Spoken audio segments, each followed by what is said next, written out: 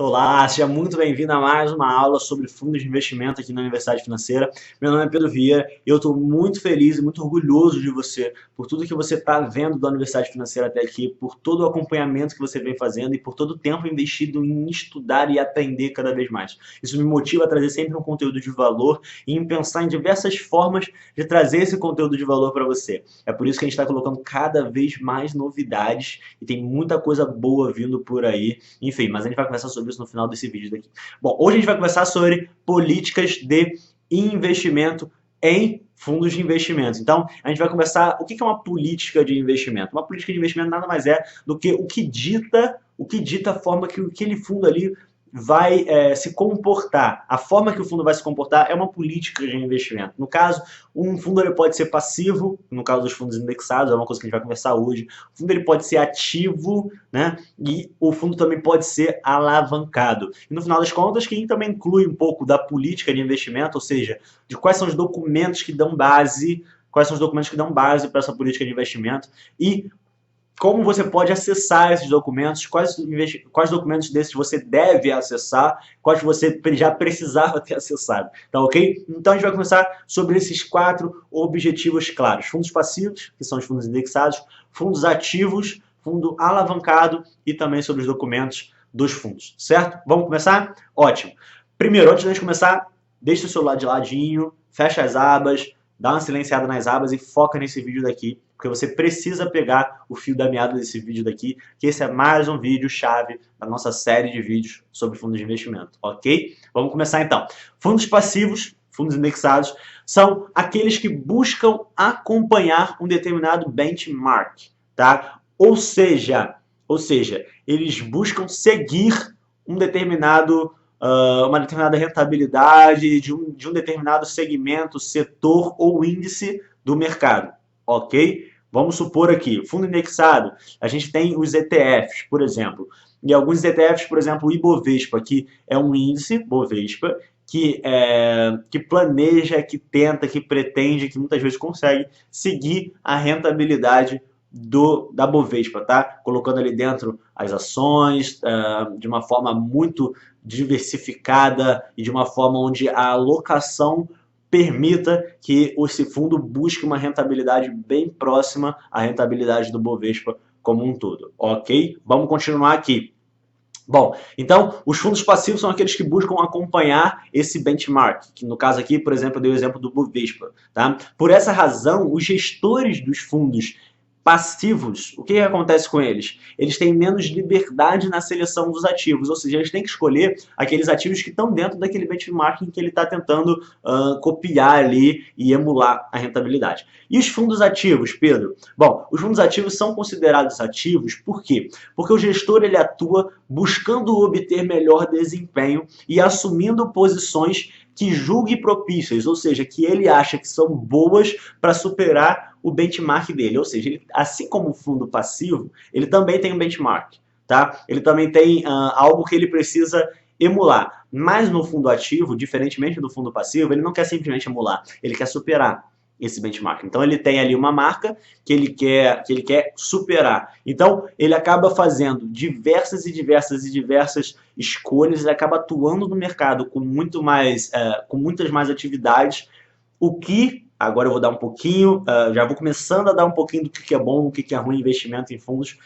É o seguinte, ele acaba fazendo muita movimentação e por causa disso, cada movimentação você sabe, tem corretagem, enfim, e tanto na compra quanto na venda. Então, quando o fundo ele é ativo, teoricamente, tá? Teoricamente, quase sempre, ele tende a ter uma taxa de administração muito maior, porque ele requer uma atividade maior para que aquele fundo continue performando com uma rentabilidade acima do benchmarking que aquele administrador tem.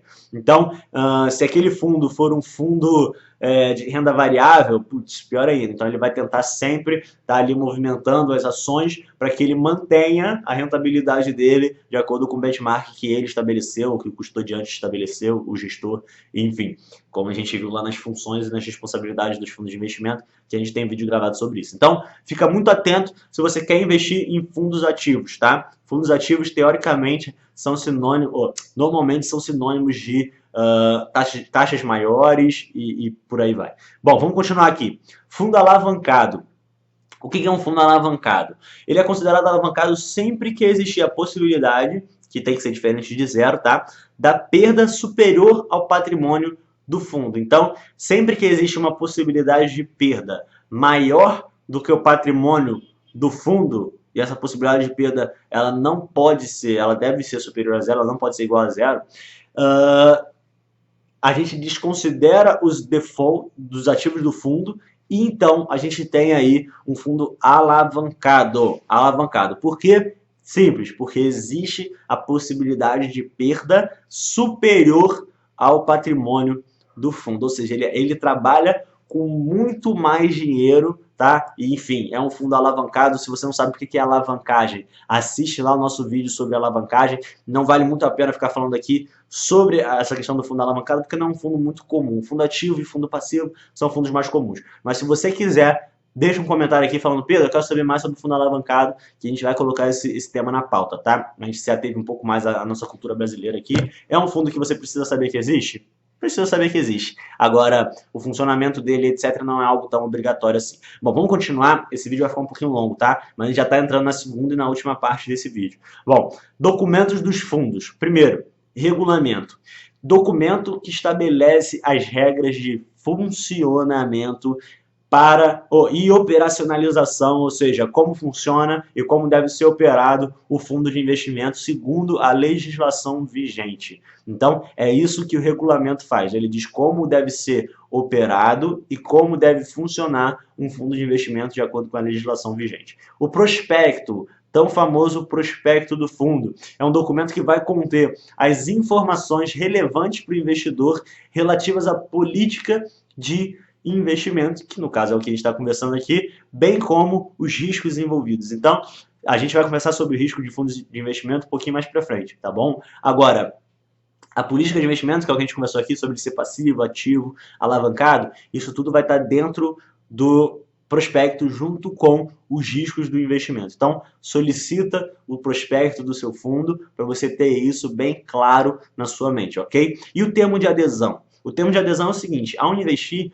todo investidor precisa assinar um termo confirmando duas coisas principais. A primeira é que ele recebeu o regulamento e o prospecto do fundo, que são os documentos que a gente acabou de falar aqui agora.